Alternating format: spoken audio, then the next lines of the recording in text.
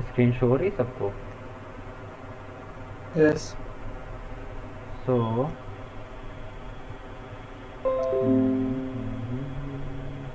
थोड़ा सा ओवरव्यू ले लेते हैं, समरी ले लेते हैं कि हम लोगों ने कल क्या किया।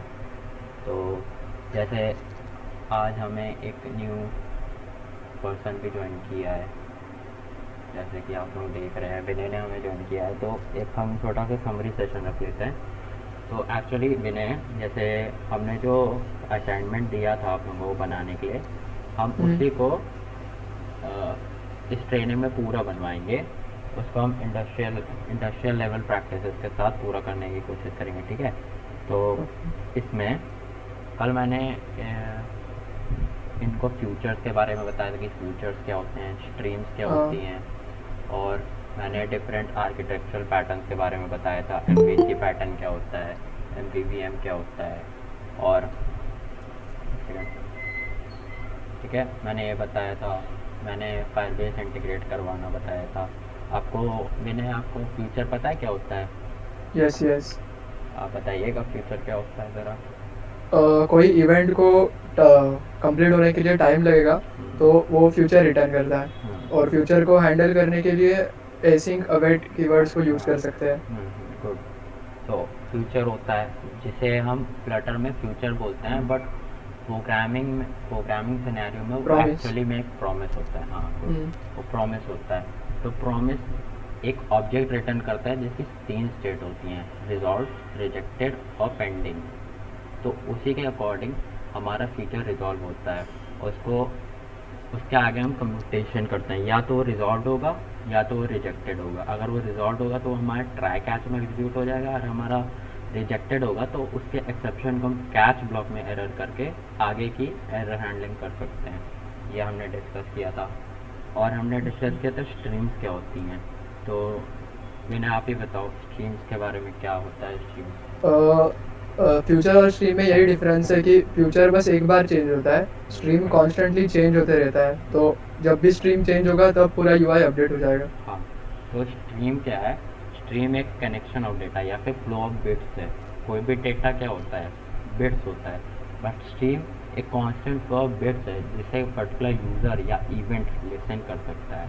जैसे हमारे घर में रेडियो चैनल है, वो भी छोटे, जैसे अभी हम लोग मीटिंग कर रहे हैं तो हमारा मीडिया हमारे थ्रू स्ट्रीम के ज़रिए टू एंड फ्लो हो रहा है आपके बीच और हमारे बीच। तो एक स्ट्रीम है जिसको हम लिसन कर रहे हैं। वन टाइम इवेंट नहीं है, रियल टाइम इवेंट है, ठीक है? अब फ्लटर में इसको स्ट्रीम बोला जाता है, बट प्रोग्रामिंग लैंग्वेज में इसी चीज़ को ऑब्जर्वेबल बोला जाता है, ठीक है? तो ये हमने डिस्कस किया था। और हमने क्या डिस्कस किया था? और हमने डिस्कस किया था स्टेट क्या होती है एप्लीकेशन की। कोई बताएगा स्टेट क्या होती है एप्लीकेशन की? हाँ बताएं। हाँ बताओ प्रिंस, क्या होती है स्टेट एप्लीकेशन वो की? कोई भी इंस्टेंस ऑफ टाइम पे जो मेरा जो भी मेरा कोई यूआई या कोई भी प्रोग्राम पे जो भी कोई इंस्टेंस पे टाइम पे जो हो रहा है उसी को स्टेट। हाँ, तो एक्चुअली स्टेट क्या होती है? किसी भी पर्टिकुलर इंस्टेंस ऑफ टाइम पे आपका जो एप्लीकेशन डेटा होल्ड कर रहा है ना, उसे हम लोग स्टेट बोलते हैं। जैसे कि मैंने एग्जांपल दिया था कि जैसे एक क्लॉक विजिट है, तो इस पर्टिकुलर इंस्टेंस ऑफ टाइम पे इसका डेटा क्या है? 19:14 हो रहे हैं इस पर। तो ये इसका इस पर्टिकुलर टाइम पे इंस्टेंस ऑफ टाइम पे स्टेट है। और स्टेट को चेंज करने के लिए हमें यूज़ होता है स्टेट मैनेजमेंट का।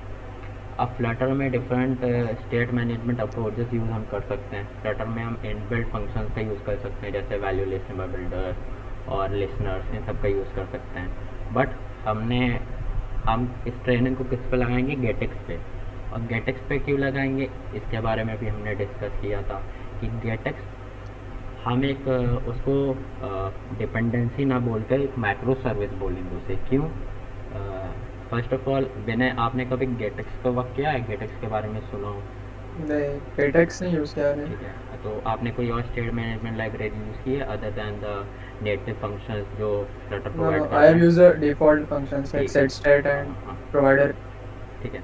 तो एक्चुअली में है क्या ना, गेटेक्स केवल स्टेट मैनेजमेंट नहीं है, वो एक माइक्रो सर्विस है जो स्टेट मैनेजमेंट के साथ साथ और भी हमें एडिशनल फंक्शनैलिटीज़ प्रोवाइड करती है। जैसे कि मान के चलो, एक बहुत छोटा सा एग्जांपल दे रहे हैं। अगर हमें अपने लैंग्वेज में मल्टी लैंग्वेज सपोर्ट चाहिए तो उसके लिए भी फीचर प्रोवाइड करती है। अगर मान के चलो हमें अपने एप्लीकेशन का डेटा कैश करके रखना है, लोकल स्टोरेज में सेव करके रखना है, उसके लिए भी वो प्रोवाइड करती है। अगर मान के चलो हमें टेक्स्ट फील्ड में अपने वैलिडेटर्स लगाने हैं, उसके लिए भी वो फंक्शन प्रोवाइड करती है। और साथ ही में गेटेक्स की फ्लटर की कुछ कुछ खामियाँ हैं जिसको गेटेक्स पूरा करता है।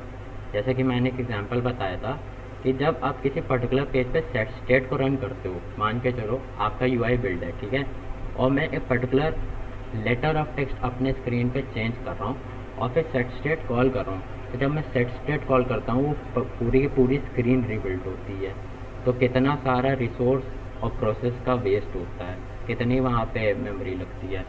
तो इसी को सॉल्व करने के लिए गेटेक्स क्या करता है, केवल जो विजिट चेंज हो रहा है ना, मान के चलो केवल हम एक लेटर चेंज कर रहे हैं, तो उस पर्टिकुलर टेक्स्ट को हम रैप कर सकते हैं गेटेक्स के जो फंक्शन होते हैं उसमें, और उसके जो मेथड होते हैं उसको कॉल करके हम केवल उसको चेंज कर सकते हैं। बाकी यूआई स्टैटिक रहेगी, केवल वही चेंज होगा और यूआई रीबिल्ड होगी, केवल उस पर्टिकुलर सेक्शन की यूआई बिल्ड होगी हमारे स्क्रीन पे। तो एक तो ये उसने सॉल्व किया। और क्या सॉल्व किया, जैसे फ्लटर की स्ट्रीम्स होती हैं, स्ट्रीम्स के बारे में बताया था। तो फ्लटर क्या करता है, जैसे मान के चलिए अभी ये क्लॉक विजेट का फिर से एग्जांपल लेते हैं। इस पर्टिकुलर इंस्टेंस ऑफ टाइम पे यहाँ पे 19:16 हो रहे हैं। अब स्ट्रीम में नेक्स्ट डेट आया, मान के चलिए फिर से नेक्स्ट डेट आया था 19:16। तो फ्लटर क्या करेगा, वो ये नहीं चेक करेगा जो करंट स्टेट थी और जो न्यू स्टेट थी वो दोनों अलग थी क्या, वो ये नहीं चेक करेगा, वो नए स्टेट के हिसाब से यूआई बिल्ड कर देगा। और मान के चलो अगर वो पुरानी स्टेट जो आई है स्ट्रीम से, पुरानी स्टेट जो हमारे पास थी और जो नई स्टेट आई है स्ट्रीम से, अगर वो दोनों सेम हैं तो हमें चेंज करने की ज़रूरत नहीं थी ना, तो वहाँ पे अगेन मेमोरी और हमारे प्रोसेसर्स का लॉस हुआ। तो गेटेक्स की जो ऑप्टिमाइज स्ट्रीम प्रोवाइड करता है हमें, उसमें क्या है, वो सबसे पहले हमारी करंट स्टेट को चेक करता है जो नई स्टेट आ रही है स्ट्रीम से, कि वो दोनों डिफरेंट हैं। अगर डिफरेंट है तो भी हमारा आगे का कंप्यूटेशन करता है या फिर यूआई रिबिल्ड करता है। एक हमारी खामी यहाँ पे पूरी हुई फ्लटर की। तो कल हम लोगों ने हाई लेवल पे ज़्यादातर थ्योरेटिकल पार्ट पे ही बात करी थी। हमने एमवीसी पैटर्न के बारे में बताएगा, कोई बताएगा कि एमवीसी पैटर्न में एक्चुअली है क्या, कोई भी बता दो। हाँ, ये कोई भी यूआई को एक वैसा मॉडल दिखाता है जो इसी एमवीसी पैटर्न पे मॉड्यूल पे। ठीक है, मैं बताता हूँ। देखो अभी आप लोग बिगिनर लेवल पे प्रोजेक्ट बनाते हो ना, जब इंडस्ट्रियल लेवल पे हम कोई प्रोजेक्ट बनाते हैं ना, तो हम चाहते हैं कि हमारे कोड क्लोजली कपल्ड ना रहे। क्लोजली कपल्ड मतलब एक दूसरे पे ज़्यादा इंडिपेंडेंट ना रहे।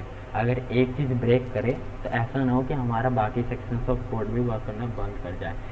और टेस्टिंग के लिए हम अपने कोड को डिफरेंट सेक्शंस में प्रोवाइड करते हैं, जिसके लिए इंडस्ट्री में different types of architectural patterns आता है, जिनमें से एक है एमवीसी पैटर्न, जिसका फुल फॉर्म है मॉडल व्यू कंट्रोलर। अब मॉडल में हमारा जो हमारे ऐप में डेटा फ्लो कर रहा है उसका स्ट्रक्चर होता है, ठीक है। और व्यू क्या होता है, जो हमारी पर्टिकुलर यूआई होती है ना स्क्रीन पर, उसे हम व्यू बोलते हैं। और कंट्रोलर्स में हमारा बिजनेस लॉजिक आता है। बिजनेस लॉजिक मतलब जो भी हम कंप्यूटेशन कर रहे हैं, अपना लॉजिक है हमारे एप्लीकेशन का, उसको हम कंट्रोलर्स में डालते हैं। अब इसका फ़ायदा क्या है, एक तो हमारा कोड अलग अलग हो गया, उसकी टेस्टिंग ईजी हो गई, और वो लूजली कपल्ड हो गया, मतलब एक दूसरे पे ज़्यादा वो बाइंडेड नहीं है। हम उसकी अलग से टेस्टिंग करते हैं, अगर एक फेल कर गया तो हम दूसरे को ईजी टेस्ट कर सकते हैं। तो ये है, और हमें कोड रीड करने में भी आसान हो जाता है। अब मान के चलो, अब बाय डिफ़ॉल्ट अगर हम फ्लटर में जाए तो उसमें क्या है कि एक ही फाइल में हमें अपना यूआई भी लिखना होता है, एक ही फाइल में हम अपना डेटा वेरिएबल्स भी डिफाइन करेंगे, और एक ही फाइल में हम अपना लॉजिक भी लिखेंगे। जैसे ऑन क्लिक या ऑन प्रेस पे हमें कोई लॉजिक लिखना होता है तो वो भी करेंगे। तो ये तो मतलब खिचड़ी हो गई ना एक ही जगह में। तो इसी को सॉल्व करने के लिए हम एमवीसी पैटर्न का यूज़ करेंगे, जो कि हमें गेटेक्स प्रोवाइड करता है। तो चलो, आज मैंने बोला था मैं ऑथेंटिकेशन करवाऊँगा फायरबेस का। तो सबसे पहले कल तो हमने फायरबेस इंटीग्रेट किया था अपने एप्लीकेशन तक, वहाँ तक तो सबको क्लियर है ना। सिंपली मैंने अपने ऐप को बाइंड किया था फायरबेस से, तो वहाँ क्लियर है सबको। हेलो, यस भाई। ठीक है। यस। विनय, आपको आता है फायरबेस तो इंटीग्रेट करना आता ही यस होगा। यस, और जो आपने असाइनमेंट दी थी उसमें भी बाइंड करना ही था ना, हाँ तो उसमें कर दिया था। हाँ हाँ, तो उतने तक बताया था मैंने, बोला था आसिम ऑथेंटिकेशन यूज़ करूँगा विद गेटेक्स, ठीक है। तो चलो ठीक है। अब मैंने यहाँ पे देखो, जैसे मैं स्क्रीन साइज थोड़ा बड़ा कर देता हूँ, ठीक है, इतना इनफ है। Yes yes. यस। एमुलेटर चालू कर लेता हूँ मैं अपना। अब इन्हें यहाँ पे देखो, मैंने लिब के अंदर एक फोल्डर बनाया मॉड्यूल्स नाम का। अब Okay. हमारा जो एप्लीकेशन होता है ना, वो डिफरेंट डिफरेंट सेक्शंस में डिवाइडेड रहता है। सेक्शन मतलब मॉड्यूल्स में डिवाइडेड रहता है। जैसे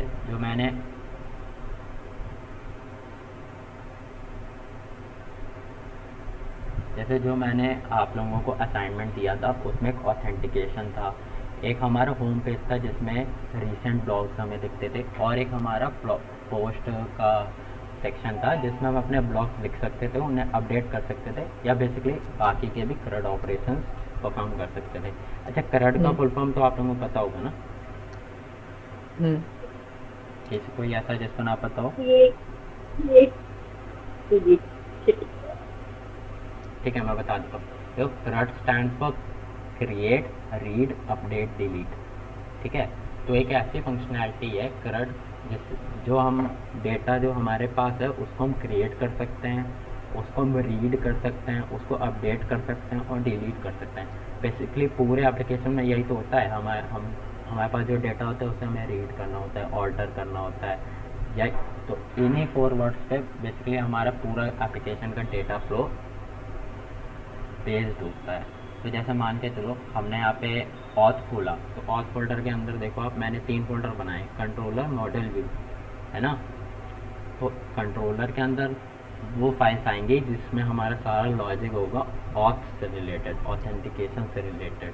मॉडल्स में हमारे मान के चलो हमने यूज़र को लॉगिन करवाया, फिर हमें उस यूज़र के इंफॉर्मेशन को स्टोर करना है, तो उसका डेटा मॉडल हमारे मॉडल्स में आएगा।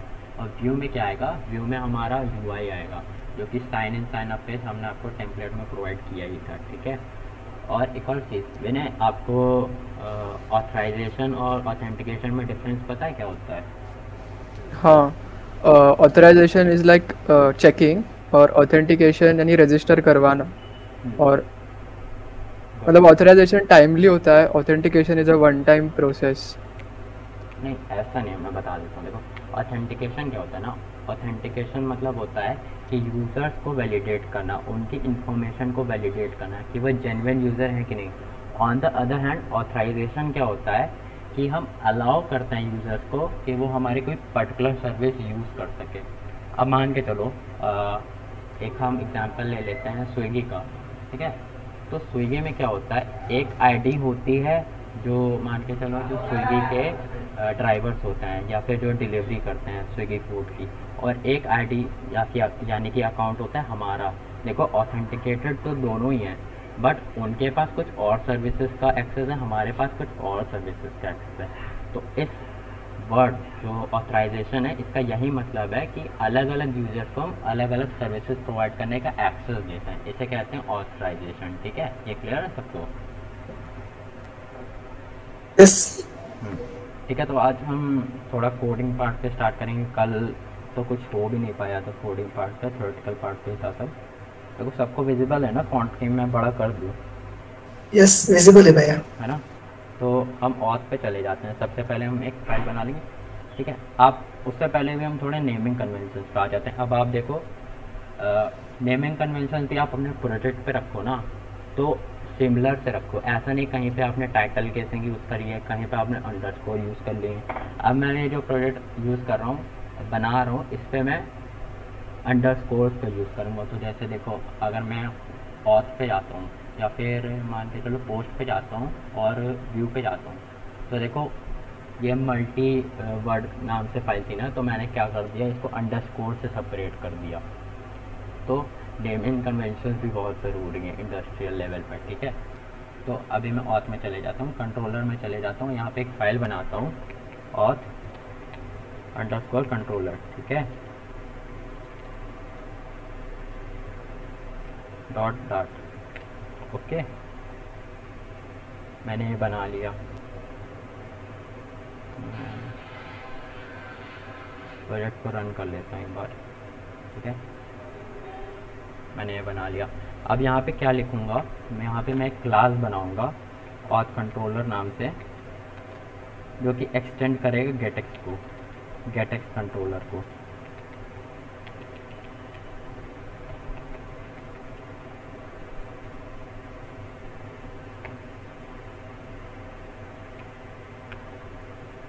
गेटएक्स कंट्रोलर को मैं इंपोर्ट कर लूँगा। अब गेटएक्स कंट्रोलर क्या है, जो मैंने गेट का पैकेज इंस्टॉल करवाया था ना, मैंने आप pub.dev पे जाओगे, वहाँ पे गेटएक्स सर्च करोगे तो गेट की डिपेंडेंसी आपको वहाँ से मिल जाएगी। आप उसको सिंपली से इंस्टॉल कर लेना, ठीक है। गेटएक्स कंट्रोलर क्या है, ये एक स्टेट मैनेजमेंट सोल्यूशन है जो कि गेटएक्स पैकेज प्रोवाइड करता है, जिससे हम डिफरेंट लाइफ साइकिल मेथड्स को एक्सेस कर सकते हैं अपने यूआई की या विजेट की या एप्लीकेशन की बोलो, ठीक है। अब लाइफ साइकिल मेथड्स क्या होते हैं ये पता है विनय आपको? सेट स्टेट वगैरह वो सब? हाँ नहीं, लाइफ साइकिल मेथड्स क्या होती हैं वो तो हमें अपडेट करने के लिए हो गया। इनिट स्टेट, डिस्पोज, हाँ लाइक ये सब हमारी लाइफ साइकिल मेथड होती हैं। तो गेटएक्स में हमें 3 लाइफ साइकिल मेथड्स मिलती हैं। एक होता है हमारा ऑन इनिट, ओके,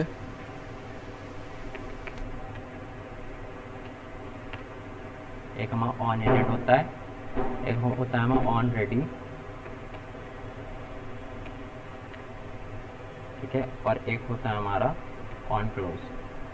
तो ऑन इनिट क्या होता है, जैसे मैंने आपका इनिट स्टेट काम करता है ना, ऑन इनिट हमारा सिमिलरली काम करता है। ऑन इनिट क्या होता है, जब हमारा जो ये हमारा जो यूआई होता है उसको जब मेमोरी असाइन होती है क्लोज टू द सीपीयू, मतलब सीपीयू उन्हीं पे प्रोसेसेस चालू करता है जो उनकी सबसे क्लोजेस्ट मेमोरी पे होता है। तो जब उन्हें मेमोरी असाइन होती है प्रोसेसिंग चालू होने के लिए, तो तब ये इनिट स्टेट रन करता है या फिर ऑन इनिट रन करता है। यहाँ पे अगर हम बोले तो ऑन रेडी कब रन होता है, जब हमारा यूआई का फर्स्ट फ्रेम जो होता है ना वो हमारे स्क्रीन पे शो होता है। मान के चलो अगर मैं इधर से नेक्स्ट करता हूँ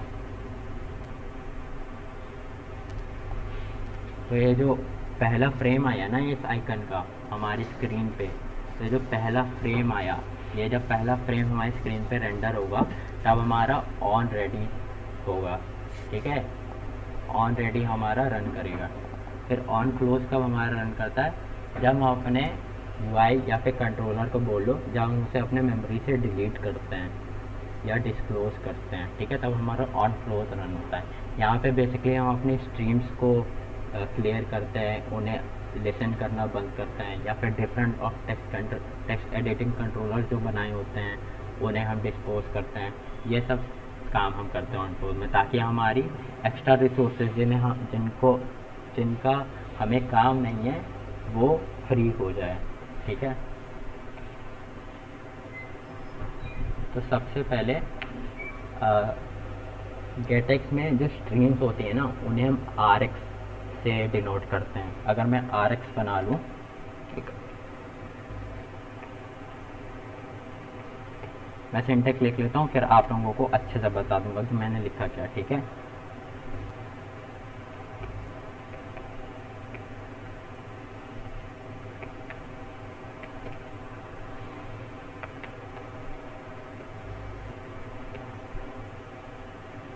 अच्छा, एक और चीज़, सबसे पहले जैसे मैंने डिफरेंट फंक्शनैलिटीज़ हैं या सर्विसेज में बोलूँ फायरबेस की है ना, जैसे कि ऑथ हो गया, स्टोरेज हो गया और फायरस्टोर हो गया, तो उनके इंस्टेंसेस जो है ना, कुछ चीज़ें जो कांस्टेंट होती हैं हमारी एप्लीकेशन में, जैसे हमारी इंस्टेंसेस हो गए किसी सर्विसेज के, तो उनको भी हम सेपरेट फोल्डर में एज कांस्टेंट बना लेते हैं, ताकि वो इंस्टेंसेस हमें बार बार ना कॉल करनी पड़े।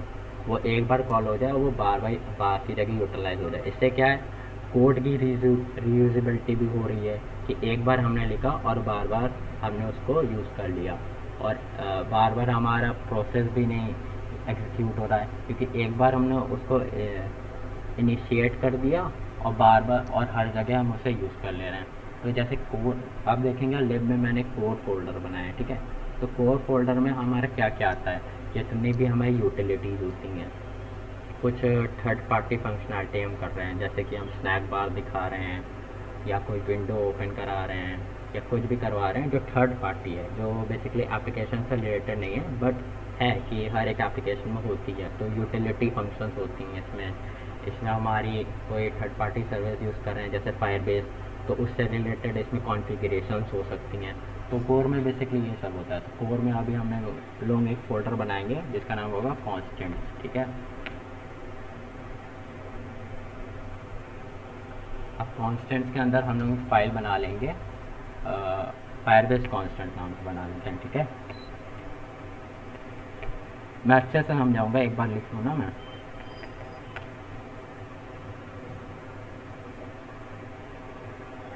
तो देखो फायरबेस कॉन्स्टेंट्स नाम से हमने एक फाइल बना दिया, ठीक है।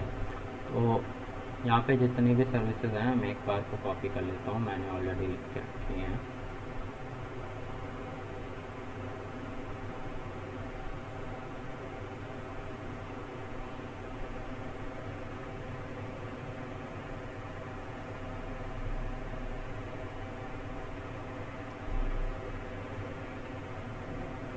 यहाँ पे देखो अब मैंने क्या किया है, जो डिफरेंट इंस्टेंसेस थी ना, जैसे फायरबेस ऑथ हम लोग यूज़ करेंगे तो इसका इंस्टेंस बना लिया, फायरबेस स्टोरेज यूज़ करेंगे इसका इंस्टेंस बना लिया, और फायरबेस फायरस्टोर यूज़ करेंगे इसका इंस्टेंस बना लिया। अब ये हम लोगों ने अलग से क्यों बनाया है एक कॉन्स्टेंट फाइल में, ताकि जब भी हम इसको पहली बार कॉल करें ना, यहाँ से जब भी हम लोग इसको पहली बार एक्सेस करें ना, तो वो इंस्टेंस एक ही बार बने, उसके बाद हम लोग उसको बार बार यूज़ कर सकें। इंस्टेंट आप लोग क्या करते हो, जैसे बिगनर लेवल पे क्या करते होगे, जिस फाइल पे आपको यूज़ होता होगा वहाँ पर आप इसको इंस्टेंशिएट करते होगे, फिर दूसरे फाइल में फिर से इंस्टेंशिएट करते होगे, तो क्या वहाँ पे प्रोसेस का लॉस हुआ, एक ही चीज़ को आपने दो बार करी।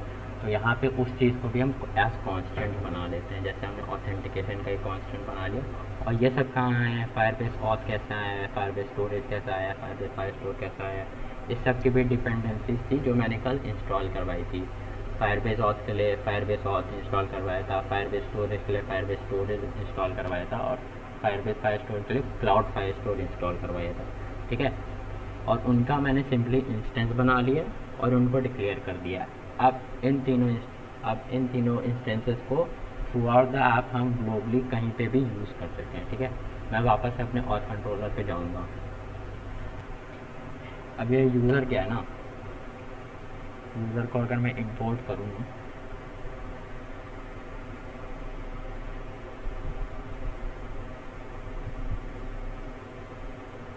सही में मेरा लैपटॉप बहुत स्लो चल रहा है, पता नहीं क्यों। मैंने स्क्रीन रिकॉर्डिंग ऑन कर ली थी, कल कुछ बच्चों के लेक्चर मिस हो गए थे, तो उसी वजह से मैंने स्क्रीन रिकॉर्डिंग ऑन कर ली थी, इनकेस अगर किसी का मिस भी हो जाए तो बाद में देख भी सकता है। लोड होना देते हैं ऐसे। अच्छा, यहाँ तक किसी को कुछ डाउट है? मैं इसको अच्छे से एक्सप्लेन करूँगा, मैंने यहाँ पे जो लिखा है RX वगैरह, बट यहाँ तक किसी को कुछ और डाउट है तो पूछ लो। भैया एक बार ऑन इनिट बता देना। ऑन इनिट, ठीक है। तो ऑन इनिट क्या होता है ना, जब भी हमारा कंट्रोलर, ये जो हमने कंट्रोलर की क्लास बनाई है ना, ये जब भी हम इसको मेमोरी असाइन होगी, मेमोरी असाइन किसके लिए, कि CPU इसको प्रोसेस करे, इस पर एग्जीक्यूशन अपना स्टार्ट करे, तो तब ये ऑन इनिट मेथड हमारा रन करता है। जो फ्लटर में बाय डिफ़ॉल्ट आपका इनिट स्टेट आता है ना, इस सेम टू सेम उसी की तरह। अगर किसी ने रिएक्ट यूज़ किया होगा तो उसमें कॉम्पोनेंट डिड अमाउंट या फिर यूज़ इफेक्ट का यूज़ करते हैं, तो सिमिलर टू दैट एकदम सेम टू सेम है ऑन इनिट हमारा, ठीक है।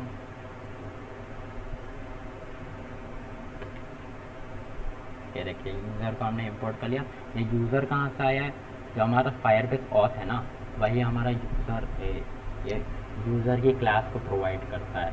ये भी एक क्लास है जिसमें हमारा यूज़र जो हमारा रिटर्न होता है ऑथेंटिकेशन से, वो स्टोर्ड रहता है इसमें, ठीक है। अब हम ये जो हमने ऑथ लिखा है ना यहाँ पे, इसको भी हम एक्सेस कर लेंगे। अब ये देखो ये ऑथ कहाँ से आया, जो हमने कॉन्स्टेंट बनाए थे ना वहाँ से आया है। अगर मैं इस पर जाऊँ तो ये देखो ये यहाँ से खुला है। तो मैंने वन टाइम इंस्टेंस बनाया, अब ये through out the app globally हम कहीं पर भी यूज़ कर सकते हैं। अब हमको ज़रूरत नहीं है कि हम इसका बार बार इंस्टेंस बनाएं, ठीक है।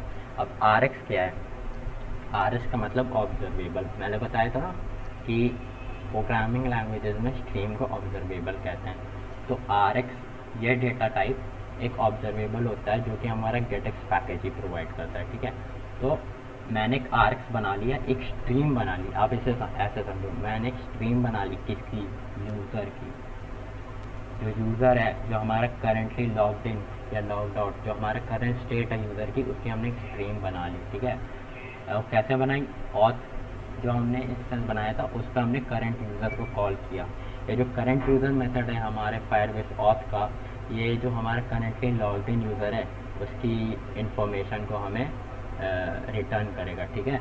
अब यहाँ पे देखो हमने अंडरस्कोर लगाया है, तो ये भी एक इंडस्ट्री गुड प्रैक्टिस है कि जो प्राइवेट वेरिएबल्स होते हैं ना, हमें जो इस क्लास तक लिमिटेड है उनको हम अंडरस्कोर से स्टार्ट करते हैं। ये भी एक गुड प्रैक्टिस है इंडस्ट्री लेवल की, ठीक है। अब अगर ये गुड प्रैक्टिस है तो हम इसको रिट्रीव कैसे करेंगे, हम सिंपल सा यहाँ पे गेट मेथड बनाएंगे। डार्ट में क्लासेस के डेटा मेंबर्स को एक्सेस करने के लिए गेट होता है मेथड, अगर आपने सुना होगा गेट मेथड होता है, और उनकी वैल्यू को सेट करने के लिए एक सेट मेथड होता है। बेसिकली प्राइवेट मेंबर्स को सेट और गेट करने के लिए एक मेथड प्रोवाइड करता है डार्ट जिसका नाम है गेट, उन प्राइवेट डेटा मेंबर्स को गेट करने के लिए, रिट्रीव करने के लिए, और उनको सेट करने के लिए एक मेथड आता है सेट, ठीक है। तो मैंने ये लाइन लिखी यहाँ पे, अगर मैं करंट यूज़र को कॉल करूँगा ना कहीं बाहर से, तो मुझे करंट यूज़र की वैल्यू रिटर्न कर देगा। अब यहाँ पे करंट यूज़र है ना, तो इसका जो फंक्शन है वैल्यू, ये हमें करंट स्ट्रीम की वैल्यू रिटर्न करेगा, ठीक है। तो हमारी स्ट्रीम बन गई, हमने उस स्ट्रीम की वैल्यू को रिट्रीव करने के लिए एक गेटर फंक्शन बना लिया, ठीक है। अब ऑन रेडी में हम जाएंगे, हम चाहते हैं जब हमारी कंट्रोलर या फिर हमारे जो UI हमारे कंट्रोलर के साथ लिंक्ड है, मतलब कि अभी हम ऑथ कंट्रोलर बना रहे हैं ना, अभी हम इस ऑथ कंट्रोलर को अपनी ऑथेंटिकेशन की UI के साथ लिंक करेंगे। वो मैं आगे करूँगा, वो मैं बताऊँगा कैसे। ये जो हमारा लिंक है, जो उसकी UI जब फर्स्ट टाइम हमारे स्क्रीन पर रेंडर होगी, तब हम इस करंट यूज़र जो स्ट्रीम है ना, इसको हम बाइंड करना चाहते हैं। सॉरी, ये क्या हो गया, हाँ, ये जो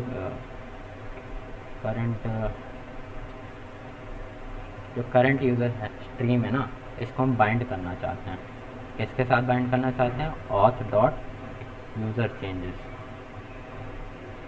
अब आप लोग सोचोगे मैंने ऐसा क्यों किया, क्योंकि जो करंट यूज़र है ना, ये वन टाइम के लिए आपका यूज़र रिटर्न करता है, जो करंटली लॉग्ड इन यूज़र है उसकी वैल्यू को रिटर्न करता है। और ये क्या है, यूज़र चेंजेस, फायरबेस जो ऑथ है ना उसका, वो कुछ मेथड्स प्रोवाइड करता है, जैसे कि user changes, user auth state changes, जो कि एक बेसिकली स्ट्रीम होती है, वो भी एक स्ट्रीम होती है उस डेटा की कि जो करंट यूज़र है उसकी स्टेट क्या है। तो हमने जो RX बनाया था ना, उस स्ट्रीम को हमने बाइंड कर दिया, तो यहाँ पे लिखा है ना बाइंड स्ट्रीम, किसके साथ बाइंड कर दिया, जो करंट स्ट्रीम होगी यूज़र्स की। ये यूज़र चेंजेस मेथड आया है फायरबेस ऑथ से, ठीक है। हमने उस स्ट्रीम को अपने करंट स्ट्रीम से बाइंड कर दिया है, ठीक है।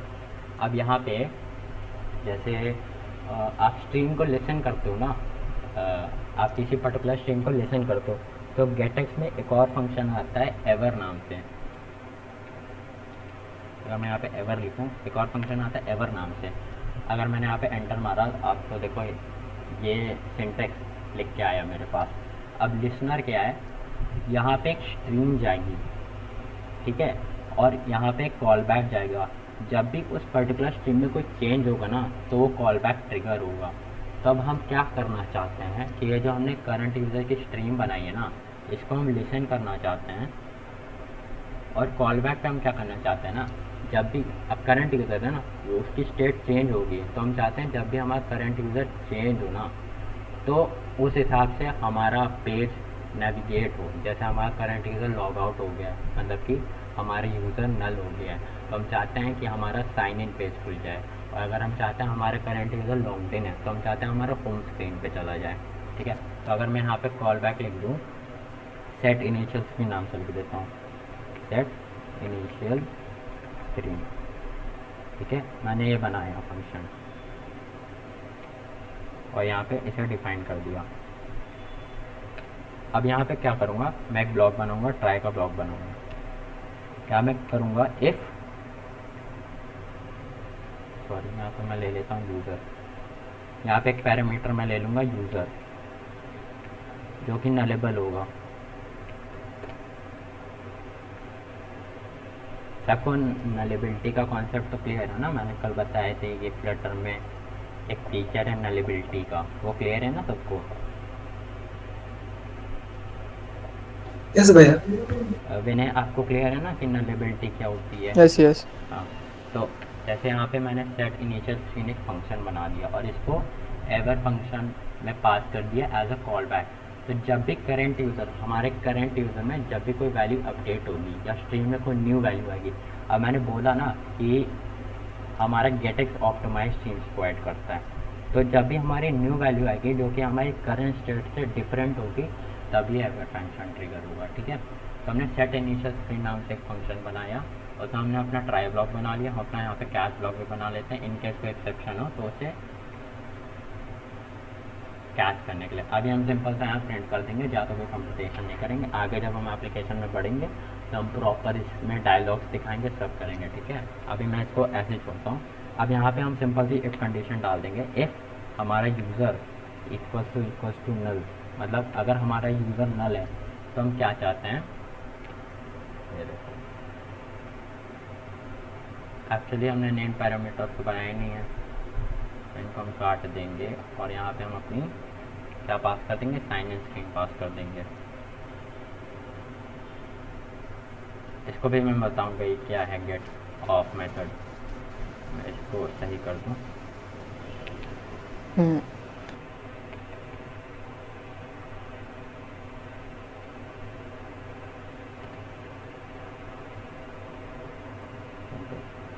तो एक्चुअली है ना, जैसे विनय आप फ्लटर में राउटिंग यूज करते हो, मटेरियल पेज राउट है ना, नेविगेटर। हाँ नेविगेटर। तो गेटेक्स में उतना बड़ा बॉयलर प्लेट कोड लिखने के बजाय गेटेक्स में सिंपल से फंक्शंस हैं। जैसे आपको उसमें था ना नेविगेटर डॉट ऑफ ऑल, तो ये सिंपल सा ऑफ ऑल भी हमारा सेम चीज़ करेगा जो कि हमारा वो फंक्शन करता था। तो जब हम गेट डॉट ऑफ ऑल करेंगे तो हमारे स्टैक में जितनी भी स्क्रीन है ना वो सब क्लियर हो जाएंगी और केवल एक स्क्रीन पुश हो जाएगी हमारे स्क्रीन पे, जो कि क्या है, साइन इन स्क्रीन, और एज हमारा होम पेज पुश हो जाएगा। अब इसको मैं थोड़े और अच्छे से जानता हूँ। अब मैं यहाँ से लेता हूँ, हम एक करंट यूज़र स्ट्रीम को लिसन कर रहे हैं और जब भी उसमें कोई चेंज होगा हम एक सेट इनिशियल स्क्रीन फंक्शन को रन कर देंगे। तो इससे क्या होगा, मान के चलो हमने लॉगिन किया ना, तो हमारी ऑथ की यूज़र चेंज हुआ तो वो हमें स्ट्रीम में आ जाएगा कि हाँ हमारे करंट यूज़र की वैल्यू चेंज हुई है। तो हमारा सेट इनिशियल स्क्रीन रन होगा विद द न्यू वैल्यू जो हमारी स्ट्रीम से आई है, उसको पता चल जाएगा कि हमारा यूज़र लॉग इन हो गया है, तो हम होम पेज पे उसे सिंपल सा नेविगेट करवा देंगे। तो ये हमारा लॉजिक बन गया ऑथेंटिकेशन का। पूरा नहीं बना है, केवल अभी हमने स्क्रीन को सेट करने का लॉजिक लिखा है। अब यहाँ से हम लिखेंगे मान के चलो अभी हम फंक्शन बना लेते हैं। सबसे पहले साइन इन साइन अप को बना लेते हैं। ठीक है, sign in user with email and password. ठीक है, यहाँ पे हमें क्या चाहिए, हमें यहाँ पे यूज़र का नेम चाहिए। ठीक है,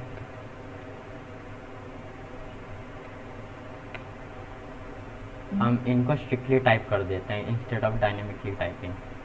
हम इनका डेटा टाइप दे देते हैं कि भाई ये स्ट्रिंग है, ताकि अगर हम कुछ गलत फंक्शन परफॉर्म करें इन वेरिएबल्स पे तो हमें ऑन द गो हमारे एडिटर में ही एरर दे दे इंस्टेड ऑफ हमारे रन टाइम पे एरर देने पे। ठीक है, तो हम इन्हें स्ट्रिक्ट टाइप कर देंगे, इनका डेटा टाइप जो है वो हम डिफाइन कर देंगे।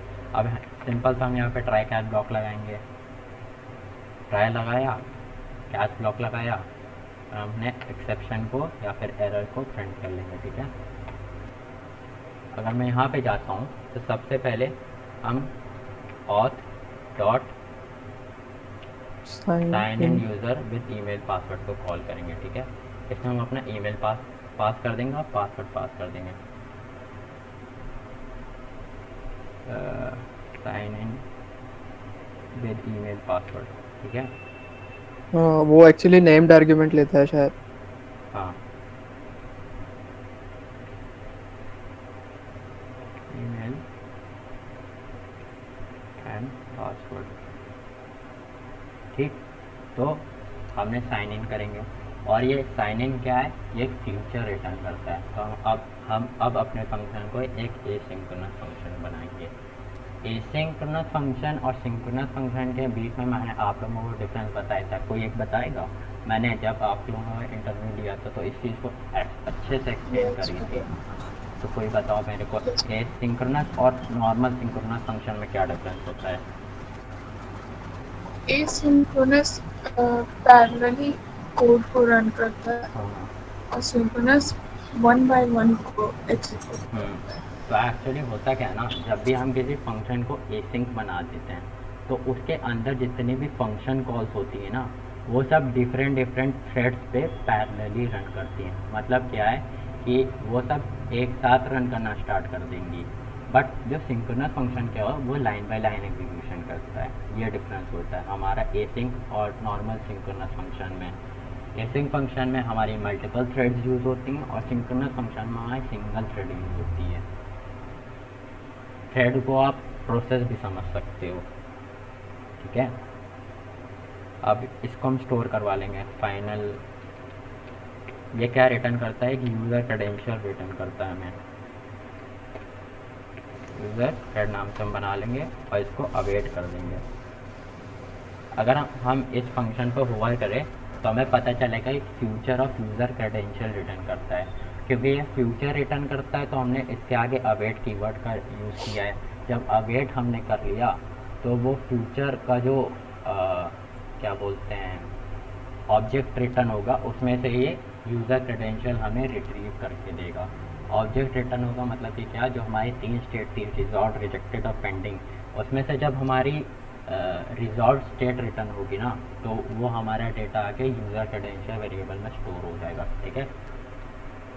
अब हम क्या करेंगे, अब हमने यूज़र नेम भी लिया था ना, तो हम उस यूज़र का यूज़र नेम भी अपडेट कर देते हैं। मान के चलो user credential dot user dot update display name, call इसको कॉल करेंगे और उसका यूज़र नेम भी अपडेट कर देंगे। इसको हम नलेबल बना लेंगे और ये भी एक फीचर है तो यहाँ पे भी अवेट लगा देंगे। इतना प्रोसेस होगा, ठीक है। और इन 2 स्टेप में इसकी बात कर रहा हूँ, इस फीचर की बात कर रहा हूँ और इस फीचर की बात कर रहा हूँ। अगर इन 2 फीचर में से किसी एक में भी हमें क्या बोलते हैं एक्सेप्शन रिटर्न हुआ या फिर हमारी रिजेक्टेड स्टेट रिटर्न हुई तो वो हमारा एरर आ जाएगा कैच ब्लॉक में। अब मैंने बोला ना गेटेक्स एक माइक्रो सर्विसेज है जो बाकी यूटिलिटीज़ भी प्रोवाइड करती है, जैसे कि हमारे स्नैक बार हो गया, जिन्हें हम टोस्ट भी बोलते हैं प्रोग्रामिंग लैंग्वेजेस में। तो हम गेट डॉट स्नैक बार एक फंक्शन है, उसका यूज़ करेंगे, गेट डॉट स्नैक बार। इसमें हम डिस्प्ले करवा सकते हैं समथिंग वेंट रॉन्ग, या फिर सिंपल सा हम एरर को ही अभी डिस्प्ले करवा देते हैं, ठीक है। हम ज़्यादा पर्टिकुलर इसमें नहीं जाते हैं। ये हो गया, ठीक है। और यहाँ पे अगर ये एग्जीक्यूट हो जाता है तो यहाँ पे भी हम स्नैक बार एक शो कर देंगे, get dot snack bar successfully logged in, ठीक है, लॉग इन। ये मैसेज पैरामीटर को मैसेज छोड़ देंगे। ये जो इसका फर्स्ट पैरामीटर है वो टाइटल होता है हमारे स्नैक बार का, और इसका जो सेकंड पैरामीटर है वो सब टाइटल होता है। तो हम अपना जो एरर या मैसेज है वो हम अपना टाइटल में दिखा दे रहे हैं, ठीक है। इसलिए मैंने दूसरा पैरामीटर ब्लैंक छोड़ दिया। और इसके बाद हम बना लेते हैं। हाँ, जब आप इंडस्ट्री लेवल पे काम करते हो ना तो ये भी गुड प्रैक्टिस है कि आप हर जगह अपने लॉजिक पे कमेंट सेट करो। तो यहाँ पे मैं लिख देता हूँ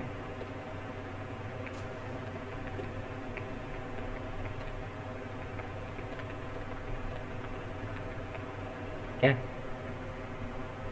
यहाँ पे क्या लिख देता हूँ मैं,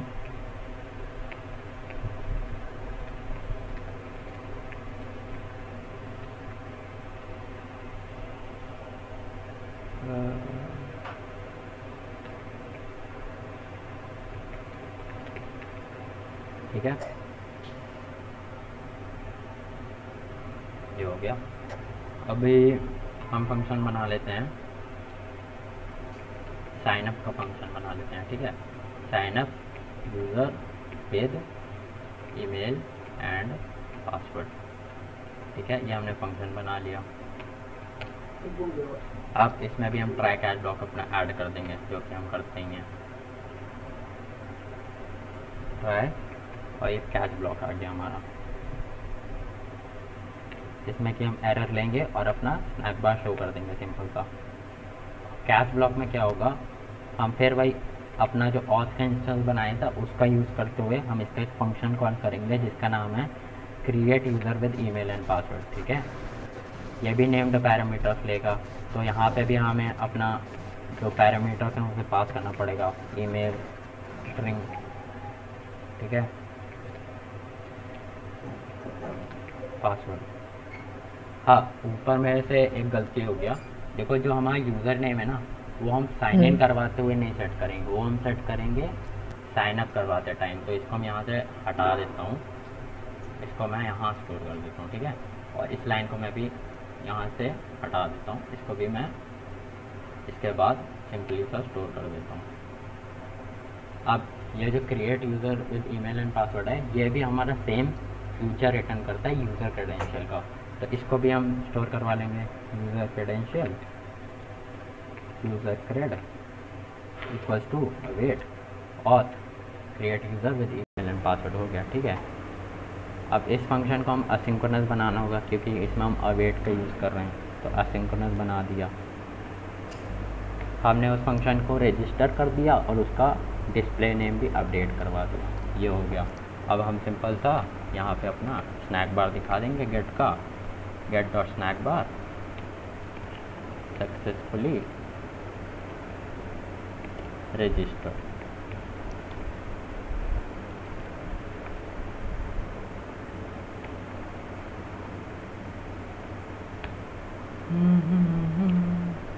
ठीक है, यहाँ तक बताओ किसी को कोई डाउट है, कोई भी डाउट हो।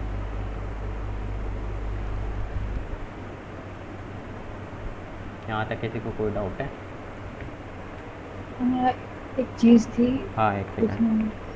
भैया ये जो फंक्शंस बनाए हैं आप इनको फ्यूचर डिक्लेयर नहीं करोगे, मतलब जो हाँ देखो होता क्या है ना, अभी मैं वही करने वाला था इसके बाद। अभी मैंने इनकी रिटर्न टाइप नहीं सेट करी है, तो बाय डिफ़ॉल्ट मतलब कि ये डायनेमिकली टाइप है। अभी जब ये रन टाइम होगा तो पता चलेगा कि ये रिटर्न क्या करते हैं। मुझे यहाँ पे भी स्ट्रिक्ट टाइपिंग करनी है, तो देखो अभी मैं इनका रिटर्न टाइप सेट करूँगा। वैसे तो एक वॉइड रिटर्न करते हैं, बट ये एसिंक्रोनस फंक्शन है तो इनके साथ फ्यूचर भी आएगा, तो एक फ्यूचर ऑफ वॉइड रिटर्न करेंगे, ठीक है। एक फ्यूचर ऑफ वॉइड रिटर्न करेगा, ये भी function future of void return करेगा, और हमारा नीचे वाला फंक्शन भी एक फ्यूचर ऑफ वॉइड रिटर्न करेगा। वॉइड रिटर्न कर रहा है क्योंकि हमने इस फंक्शन के अंदर कहीं पे भी रिटर्न स्टेटमेंट नहीं लगाई है हमारे ट्राई ब्लॉक के अंदर। कभी कभी कैच ब्लॉक में भी हमें कुछ वैल्यू को रिटर्न करना होता है जिसे हम आगे हैंडल कर लेते हैं, ठीक है। तो हमने कहीं पे भी रिटर्न नहीं लगाया है, तो सिंपल सा फ्यूचर ऑफ वॉइड, जिससे हमें जहाँ पे भी हम इस फंक्शन को कॉल करेंगे तो हमको पता चल जाएगा ये किस टाइप का डेटा हमें रिटर्न कर रहा है। तो ये भी गुड प्रैक्टिस है कि जब भी हम कोई फंक्शन लिखते हैं तो उसका रिटर्न टाइप भी हम मेंशन करते हैं। इंडस्ट्री लेवल पे स्ट्रिक्ट टाइपिंग भी ज़रूरी है, ठीक है। वो आपको ही बेनिफिट देगी जब आप डेवलपमेंट करोगे, कि आपको पता रहेगा कि आपने कोई गलत प्रॉपर्टीज फंक्शन की या ऑब्जेक्ट की तो यूज़ नहीं करी है, ठीक है। फिर हमारे पास आ जाएगा, अब हमें यूज़र को साइन आउट करवाना है तो एक फंक्शन आ जाएगा साइन आउट नाम से, ठीक है। वो भी एक एसिंक्रोनस फंक्शन रहेगा और उसमें भी ट्राई कैच ब्लॉक रहेगा हमारा।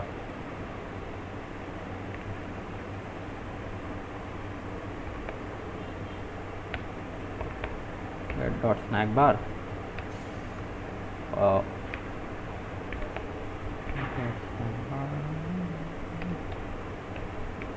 Successfully logged out.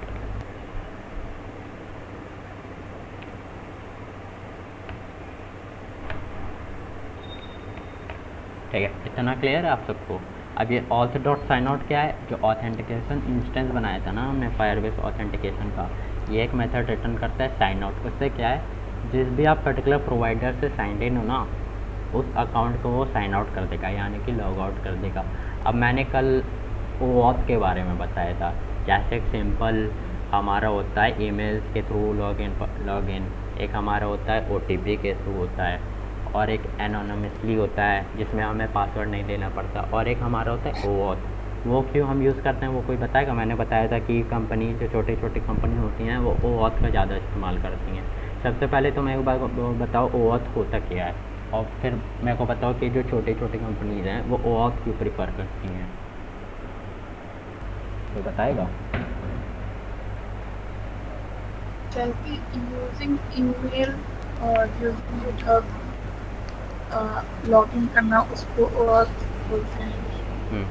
देखो मैं बताता हूँ, जैसे जो छोटी छोटी कंपनीज है ना, अब मान के चलो अभी हमारा एक अकाउंट है, बट जो कंपनीज होती हैं उनके लेवल पे उनके थाउजेंड्स ऑफ यूज़र्स होते हैं, उनके मिलियंस ऑफ यूज़र होते हैं, तो हर यूज़र के अगेंस्ट उन्हें एक डेटा इन्फॉर्मेशन भी उनके अकाउंट का स्टोर करना पड़ेगा, तो उसके लिए लगते हैं डेटाबेस रिसोर्सेज।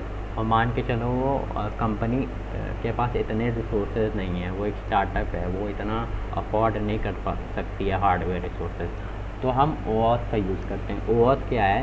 OAuth जो बड़ी बड़ी कंपनीज हैं, जैसे हमारी अमेज़ॉन हो गई, गूगल हो गई, फेसबुक हो गई, ये एक सर्विस प्रोवाइड करती हैं जो जिससे बाकी जो कंपनीज़ हैं वो अपने यूज़र को वैलिडेट करवा सकते हैं। वैलिडेट मैं पहले बता चुका हूँ, इसका मतलब होता है ऑथेंटिकेट करवा सकते हैं कि वो जेन्युइन है कि नहीं, ठीक है?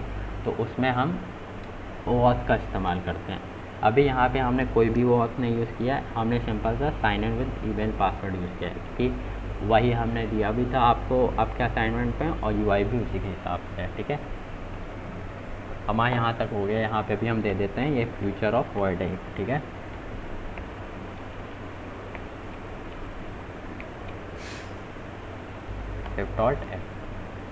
ठीक है, ये हो गया हमारा ऑथ कंट्रोलर हो गया। अभी हम बनाएंगे साइन इन कंट्रोलर।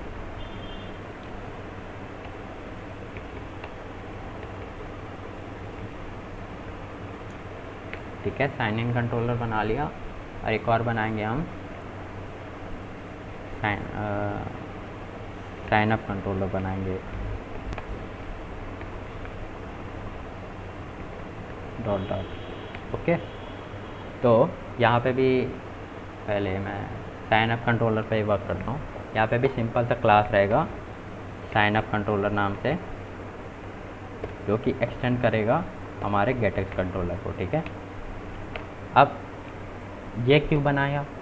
वो एक ऑथ कंट्रोलर था, ये साइन अप कंट्रोलर। इसमें क्या रहेगा, जो हमारी डेटा फील्ड्स है ना sign up controller, sign up screen से रिलेटेड, जैसे कि हमारी यूज़र नेम की डेटा फील्ड हो गई, तो इससे रिलेटेड जो डेटा हमारा स्टोर होगा, इससे रिलेटेड जो कंट्रोलर हमारे बनेंगे, या फिर साइन अप बटन क्लिक करने पर जो हमारा इवेंट ट्रिगर होगा, या फिर जो हमारा कॉल बैक होगा, वो सब हम यहाँ लिखेंगे। ये साइन अप कंट्रोलर हमारा बाइंडेड रहेगा हमारी साइन अप स्क्रीन के साथ, ठीक है? साइन अप कंट्रोलर बनाया, वो बाइंड कैसे करते हैं वो मैं आगे बताऊंगा, क्योंकि किसी कंट्रोलर को किसी स्क्रीन के साथ बाइंड कैसे करते हैं। जैसे हमने साइन अप कंट्रोलर बनाया, ठीक है? सबसे पहले हम बना लेते हैं टेक्स्ट एडिटिंग कंट्रोलर बना लेते हैं डिफरेंट फील्ड्स के लिए, ठीक है? सबसे पहले हम यूज़र नेम कंट्रोलर बना लेते हैं।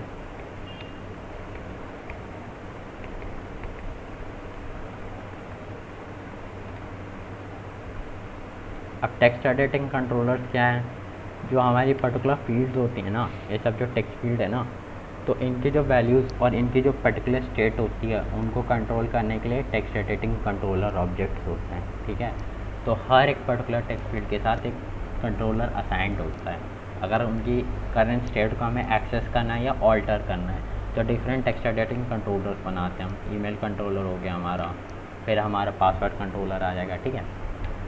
आप देख रहोगे मैं गिटहब कोपायलट यूज़ कर रहा हूँ, तो गिटहब कोपायलट भी ना आपके जो प्रोग्रामिंग पैटर्न होता है उसको स्टडी करता है, और उसके हिसाब से आपको आगे के सिंटैक्सेस और एल्गोरिदम्स रिफ़र करता है। तो देखो मैंने जितने भी कोपायलट यूज़ किया है, हर चीज़ में मेरी नेमिंग कन्वेंशन सेम है और मेरा पैटर्न सेम है, ठीक है? इसके बाद हम यूज़र को साइन इन करने के लिए फंक्शन लिखेंगे सिंपल सा।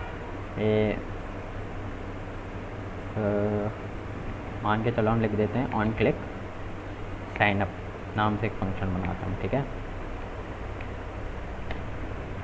ऑन क्लिक ना साइन अप नाम से फंक्शन बनाया। अब देखो होता क्या है, वो जो कंट्रोलर बनाया था ना, ऑथ कंट्रोलर बनाया था ना, अब हम उसका हमको एक इंस्टेंस बनाना है। इंस्टेंस मतलब कि वो एक क्लास है ना, उसका हमको एक ऑब्जेक्ट बनाना है। अब गेटएक्स में क्या प्रोग्रामिंग में ही एक फंडा होता है जिसको हम कहते हैं डिपेंडेंसी इंजेक्शन। ये पता है किसी को क्या होता है? डिपेंडेंसी इंजेक्शन किसी ने सुना हो? ये क्या होता है? नहीं पता? डिपेंडेंसी इंजेक्शन ये होता है कि एक पर्टिकुलर क्लास में हम किसी दूसरे क्लास को ऑब्जेक्ट को जब रिफ़र करते हैं या फिर इंजेक्ट करते हैं जिस पर वो डिपेंड करता है, इस चीज़ को हम कहते हैं डिपेंडेंसी इंजेक्शन। जैसे अभी हमने साइन अप कंट्रोलर बनाया है ना, तो इसमें हम इंजेक्ट करेंगे अपने ऑथ कंट्रोलर की क्लास को। वो हम कैसे करते हैं? क्लास ऑब्जेक्ट बनाना तो सभी को आता होगा।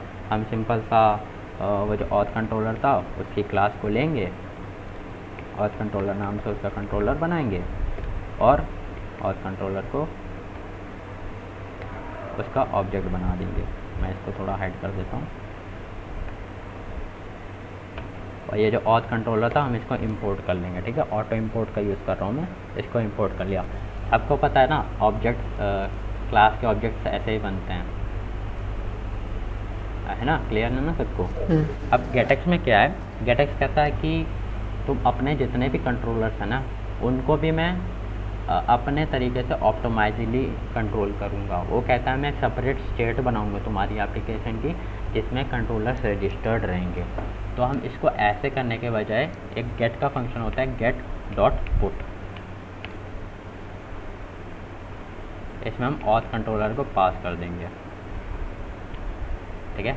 अब गेट डॉट पुट क्या करता है, जो गेट की ग्लोबल स्टेट होती है ना उसमें यह पर्टिकुलर ऑथ कंट्रोलर को इंजेक्ट कर देगा। अब बात हुई कि हम इस ऑथ कंट्रोलर, मैंने बोला था ना कि हम क्या करते हैं कि कांस्टेंट बना लेते हैं कि एक बार कोई चीज़ इनिशिएटेड है तो उसको हम बार बार यूज़ कर सकते हैं। ज़रूरी नहीं है कि हम उसको बार बार हर फाइल में कॉल करें। तो इसने भी कुछ वैसे ही किया है, ग्लोबल स्टेट बना दी है एक इस कंट्रोलर की। अब हम इसको कहीं पे भी यूज़ कर सकते हैं। किस मेथड से? एक मेथड होता है गेट डॉट फाइंड नाम से, जो गेट अपने स्टोर में ग्लोबल स्टेट में सर्च करेगा कि इस नाम से कोई इस टाइप का कोई कंट्रोलर है तो उसे वो रिटर्न कर देगा, ठीक है। तो ये भी कुछ कांस्टेंट जो हमने चीज़ करी थी उसी के सिमिलर है। तो गेट डॉट पुट से हमने रजिस्टर कर दिया इस कंट्रोलर को। कहाँ पे रजिस्टर किया? जो गेटएक्स की जो ग्लोबल स्टेट है वहाँ पे हमने रजिस्टर कर दिया, ठीक है। तो ऑन क्लिक साइन अप पे हम क्या करेंगे, ट्राई ब्लॉक बनाया मैंने, ठीक है। यहाँ पे कैश ब्लॉक बनाएंगे। मैं काम करता हूँ, नहीं तो कर देता हूँ। मैं वापस से ऑथ कंट्रोलर पे जा रहा हूँ। यहाँ से जो हमारे एक्सेप्शंस थे ना उन्हें मैं आगे थ्रो कर दे रहा हूँ। अभी मैं बताऊँगा मैंने किया क्या। मैंने यहाँ से अपने एक्सेप्शंस को आगे थ्रो कर दिया, ठीक है ना। आगे थ्रो कर दिया, आगे की तरफ थ्रो कर दिया।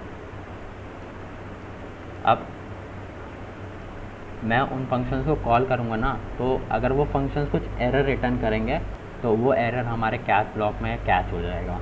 मैंने उनको वहाँ से थ्रो किया और मैं उनको यहाँ पे कैच करके हैंडल करूँगा अगर इन केस वो कोई एरर थ्रो करेंगे, ठीक है।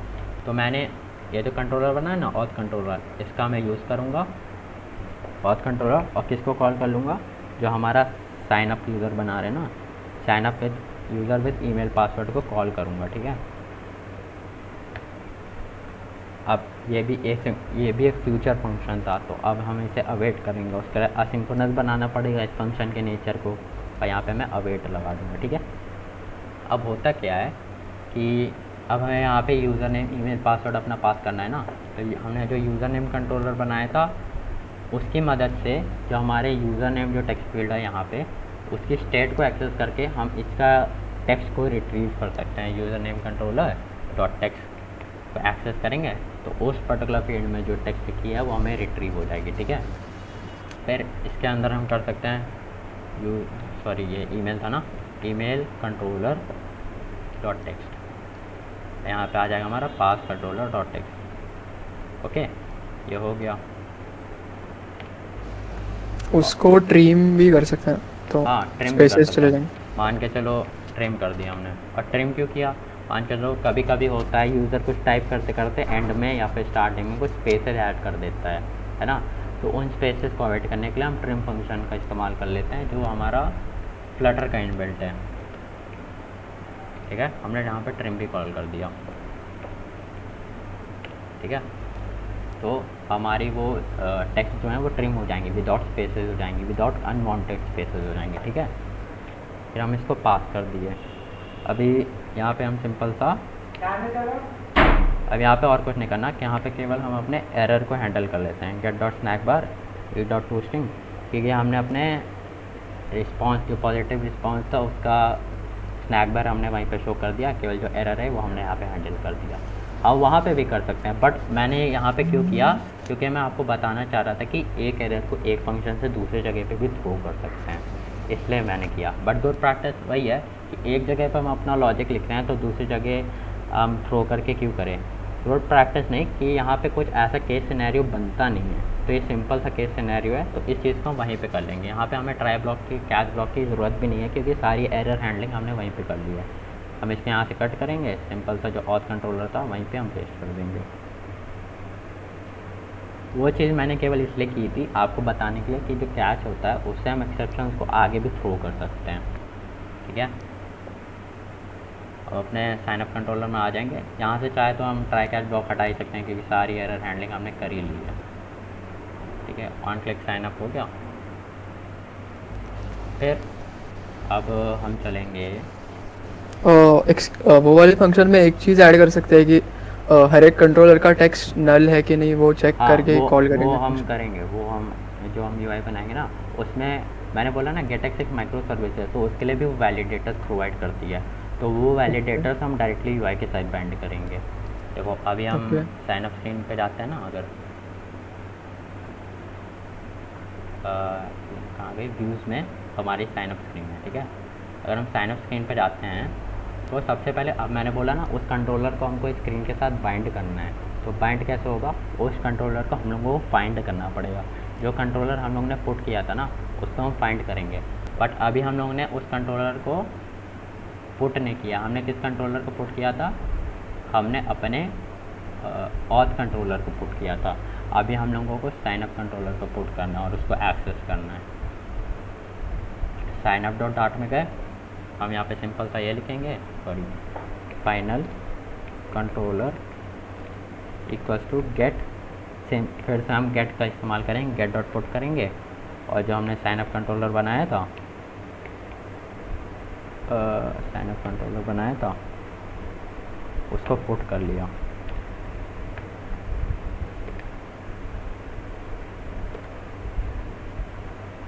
अब देखो हुआ क्या ना, जब ये स्क्रीन रेंडर होगी स्क्रीन पे, ये पर्टिकुलर जो विजेट है ये जब रेंडर होगा स्क्रीन पे, तब हमारे कंट्रोलर को मेमोरी में स्पेस मिलेगी, तब वो एग्जीक्यूट होगा, तब हमारा इनिट स्टेट रन करेगा। ठीक है, तो इसलिए यहाँ पे हमने इसको गेट डॉट पुट किया है। अब ये इसके साथ बाइंड हो गया है, ये कंट्रोलर हमारे स्पेस के साथ बाइंड हो गया है।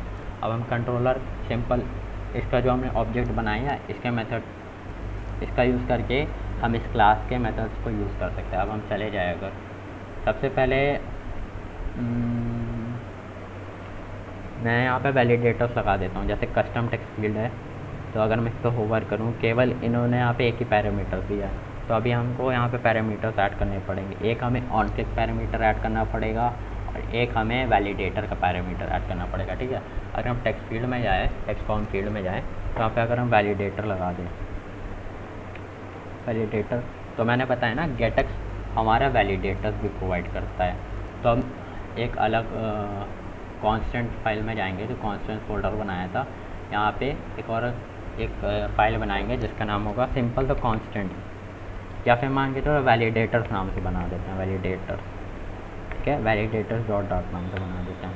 और यहाँ पे हमारे वैलिडेटर्स आ जाएंगे। वैलिडेटर्स भी मैंने ऑलरेडी लिख के रखे हैं, मैं उसको कॉपी कर लेता हूँ। अगर मैं चले जाऊँ कोर में, यूटिल्स में चले जाऊँ, वैलिडेटर्स में चले जाऊँ,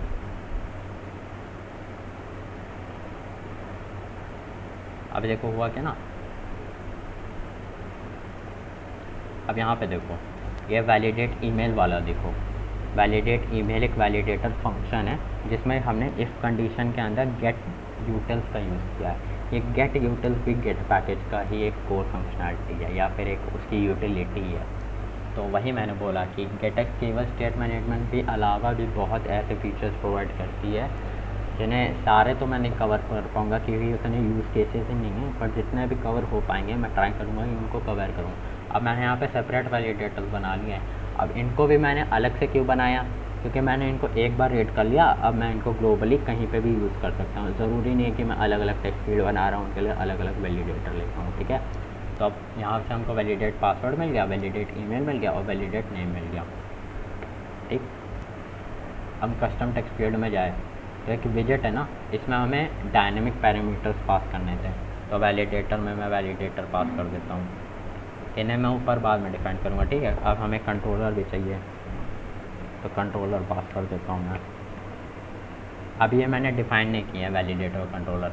अब मैं ऊपर जाऊँगा और इन्हें डिफ़ाइन कर दूँगा फाइनल। एक तो हमारा वो हो जाएगा क्या बोलते हैं वैलिडेटर, और एक हमारा हो जाएगा कंट्रोलर, सॉरी वैलिडेटर हो गया, हाँ एक कंट्रोलर हो जाएगा हमारा।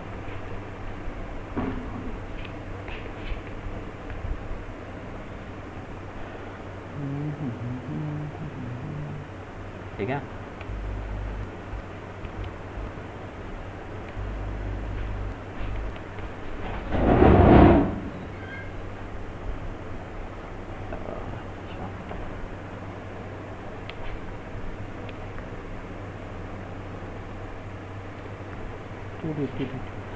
ठीक है। यहाँ पे मैंने पैरामीटर्स को पास कर दिया। अब मैं इसका कंस्ट्रक्टर को रिबिल्ड कर लेता हूँ।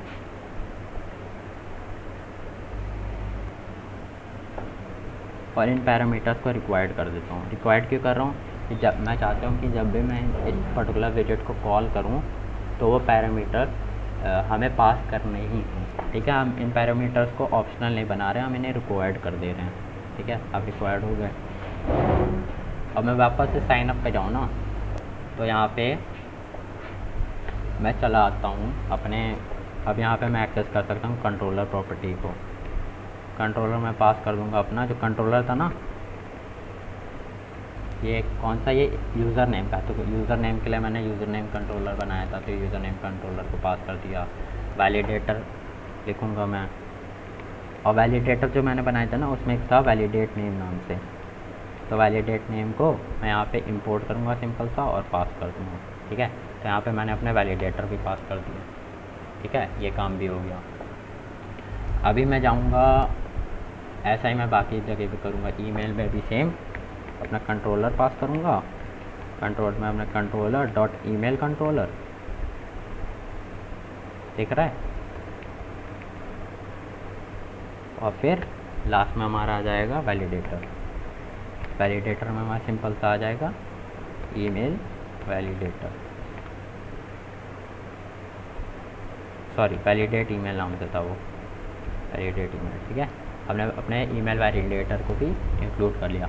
अब वैलिडेटर कहाँ से आया, भाई जो हमारे गेटएक्स की यूटिलिटी फंक्शन थी उसी से हमने अपने वैलिडेटर को डिज़ाइन किया और यहाँ पे यूज़ कर लिया। अब जो हमारा पासवर्ड है उसमें भी हम लगा देते हैं अपना कंट्रोलर लगा देते हैं पासवर्ड के लिए भी, ठीक है। कंट्रोलर पासवर्ड कंट्रोलर, फिर हमारा वैलिडेटर में आ गया वैलिडेट पासवर्ड। ये हमारा डन हो गया। अभी हमको जाना है, कहाँ जाना है, अपने टेक्स्ट बटन पे, जो हमारा टेक्स्ट बटन है ना साइन अप, उस पर जाना है हमें, और यहाँ पे कर देना है ऑन प्रेस में। सर मैं इसको हटा दूँ पूरा, यहाँ पे कर देना है controller dot on click sign up, ठीक है। अब ये देखो जो मैंने यूआई प्रोवाइड की थी ये सिंपल सा है, इसमें कोई फॉर्म का यूज़ नहीं है। बट हमें अगर जो हमें वैलिडेटर से उनकी करंट स्टेट यूज़ करनी होती है तो हमारे जितने भी टेक्स्ट फील्ड हैं या फिर जितने भी चीज़ें हैं जो हमारे फॉर्म में रिलेटेड हैं उन्हें हमें एक फॉर्म विजेट में रैप करना होता है। तो हम सबसे पहले इसे फॉर्म विजेट में रैप कर देंगे और ये की देता है, तो हम ये की भी एक डेटा हुआ, तो हम अपना की भी कंट्रोलर में जाएंगे और यहाँ पर डिफाइन कर देंगे फाइनल साइन अप की इक्वल्स टू ग्लोबल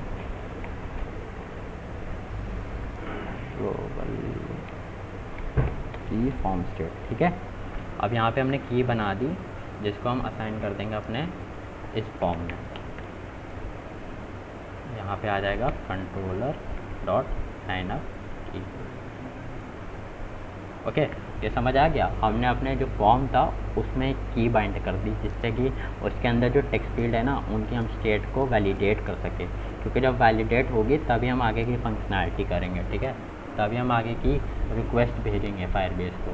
तो अगर हम यहाँ पे ऑन क्लिक साइनअप पे आ जाए, यहाँ पे इफ़ कंडीशन स्टार्ट कर देते हैं, इफ़ कंडीशन ऐड कर देते हैं। इफ़ हमारा जो साइनअप की है, हमने साइनअप की बनाई है डॉट करंट स्टेट, उसकी जो करंट स्टेट है, ठीक है, उसकी जो करंट स्टेट है उसे हम वैलिडेट करेंगे। अगर उसके जो करंट स्टेट वैलिडेट है ना तो ही हम ये चीज़ परफॉर्म करेंगे, तो ही हम ये फंक्शन परफॉर्म करेंगे, वरना नहीं करेंगे। वरना वहाँ पे क्या आ जाएगा, जो टेक्स्ट फील्ड हमारी वैलिडेट मैसेज जो हमने यहाँ से वैलिडेटर से पास किए ना, जो वैलिडेटर से पास किए ना, name can not be empty, provide and valid email, तो वो सब यहाँ पे टेक्स्ट फील्ड के नीचे हमारे सिंपल से शो होने लगेंगे। ठीक है, यह हमने वैलिडेटर बाइंड कर दिया। अभी अगर चलो अभी मैं एक लोडर भी लगा देता हूँ ताकि मैं आपको जो मैंने बताया था ना, सिंगल विजेट को हम रैप कर देते हैं जिसकी हम स्टेट को अपडेट करें तो बाकी का यूआई अपडेट ना हो, तो उसके लिए मैं एक लोडर भी लगा देता हूँ। पहले तो सिंपल सा हम एक बूल वेरिएबल बनाएंगे,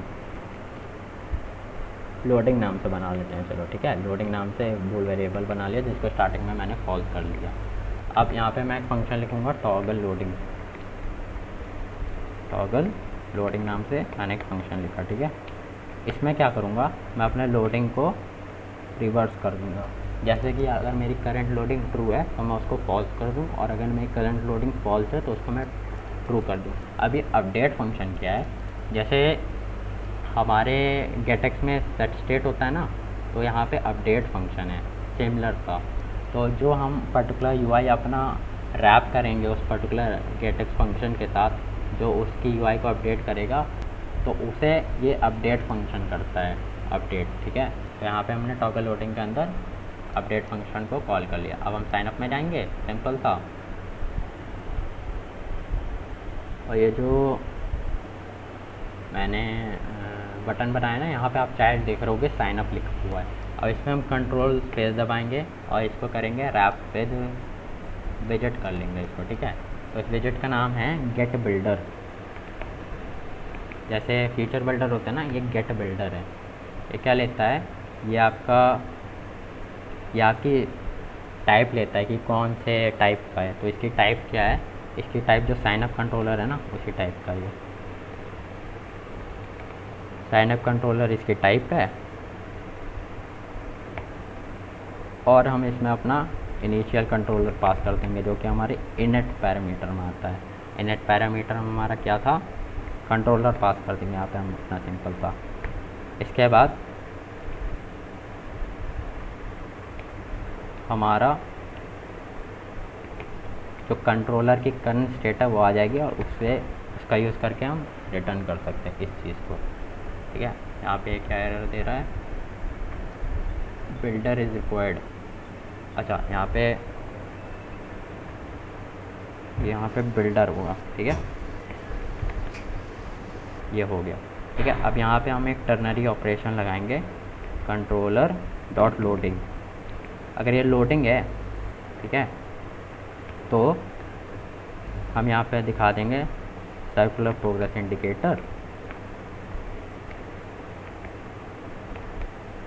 एल्स हम यहाँ पे अपना साइन अप स्क्रीन दिखा देंगे। ठीक है, यहाँ तक किसी को कोई डाउट, यहाँ तक किसी को कोई डाउट है तो पूछ लो। अब जैसे सेट स्टेट में क्या था ना, जब भी हम सेट स्टेट कॉल करते थे तो हमारी पूरी की पूरी यूआई रीबिल्ड होती थी और स्क्रीन पे शो होती थी। अब गेट बिल्डर क्या करता है, केवल इस पर्टिकुलर टेक्स्ट विजेट को वो अपडेट करेगा, बाकी की यूआई स्टैटिक रहेगी। तो कितना हमारा रिसोर्स सेव होगा यहाँ पे।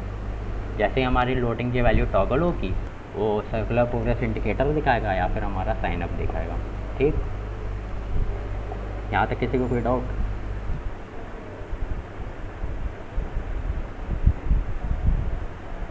नहीं किसी को बोलो। चलो आज वैसे भी काफ़ी लेट हो गया है, तो आज का सेशन मैं यहीं पे एंड करूँगा। जैसे यहाँ पे ये मैंने कस्टम टेक्स्ट फील्ड यहाँ साइन अप पे भी है, तो इन सब को भी पूरा करना है। इसको मैं कल पूरा कंप्लीट कर दूँगा ऑथ को, और कल पूरा ऑथ कंप्लीट हो जाएगा, इसकी फंक्शनैलिटी हम देख लेंगे। उसके बाद हम देखते हैं आगे फिर हमें क्या करना है। यहाँ तक किसी को डाउट है तो पूछ लो। नहीं भैया, स्क्रीन रिकॉर्डिंग कहाँ मिलेगी? स्क्रीन रिकॉर्डिंग एक्चुअली ना युवराज को इंटर्नशाला पे आप लोग अपना नंबर भेज देना, ठीक है। मैं उसको बोल दूँगा एक ग्रुप बना दे, तो वहाँ पे मैं स्क्रीन रिकॉर्डिंग भेज दूँगा, ठीक है। ओके भैया। मैं जी ड्राइव पे अपलोड कर दूँगा और लिंक शेयर कर दूँगा, ठीक है। ओके। आज थोड़ा मतलब जल्दी में हो गया, क्योंकि आज टाइम भी ज़्यादा हो गया, तो शायद मैं उसे अच्छे से समझा नहीं पाया। बट कल हम इसी को अच्छे से रिवाइज करेंगे, जो हमें नहीं समझ में आया इसको हम ठीक से करेंगे, ठीक है। ओके भैया। ठीक है, अभी चलो सब ऑल द बेस्ट, जो करना है करो, आराम करो, नेटफ्लिक्स एंड चिल करो। Bye bye. बाय भैया।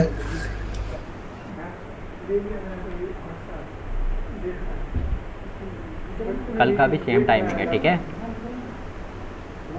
यस भैया। ठीक है, bye bye Hemant, bye bye bye bye.